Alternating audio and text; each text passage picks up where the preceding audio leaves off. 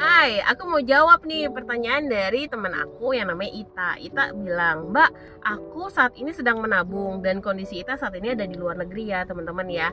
Dan tabungan itu akan digunakan dalam waktu 4 tahun nih, karena ada kebutuhan A, B, C, dan D. Baiknya di mana ya investasi ya? Yuk, aku jawab ya. Jadi teman-teman sekalian, ketika kita mau investasi, maka ada dua sudut pandang yang mau aku kasih tahu nih, yang mau saya share nih.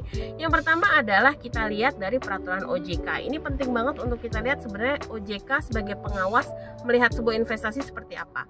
Investasi sebaiknya adalah memiliki dua hal, yaitu legal dan wajar. Jadi satu jelas ada hukumnya gitu ya, ada status hukumnya. Dan yang kedua adalah dia memberikan return yang wajar. Oke? Jadi teman-teman perhatikan nih, ini karena benar-benar di-encourage juga oleh OJK. Dan dari sudut pandang financial planner, ketika kita memilih sebuah investasi, maka ada dua hal yang harus kita perhatikan. Yang pertama adalah apa tujuannya dulu, karena tujuan ini juga akan menentukan seberapa urgent atau seberapa penting sebuah tujuan keuangan gitu ya. Kan teman-teman ketika mau mencapai tujuan keuangan tadi seperti Ita punya A, B, C. Nah, kita harus jelas banget nih sebenarnya benar-benar ABC atau AB aja nih ya. Dan kita harus tahu ini secara sisi emosi atau secara keharusan urgent banget atau enggak untuk dicapai. Dan yang kedua adalah ketika kita mau berinvestasi, maka kita harus melihat jangka waktu.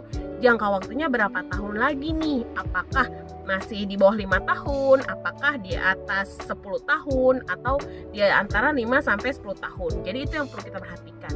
Nah, gimana dengan yang Ita? Ita ini kan 4 tahun lagi. Kalau 4 tahun lagi dalam financial planning, dia itu masuk jangka pendek ya.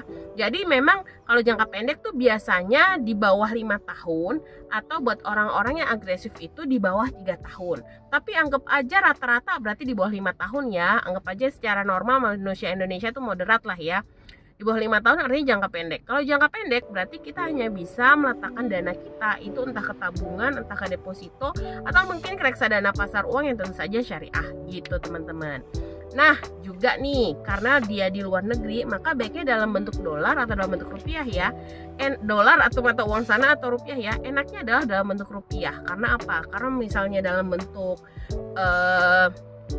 dolar atau mata uang asing biasanya secara return itu memang tidak sebesar yang Indonesia punya, dan kebutuhan kita kan nanti dalam mata uang rupiah. Seperti itu. Semoga menjawab ya Tak ya.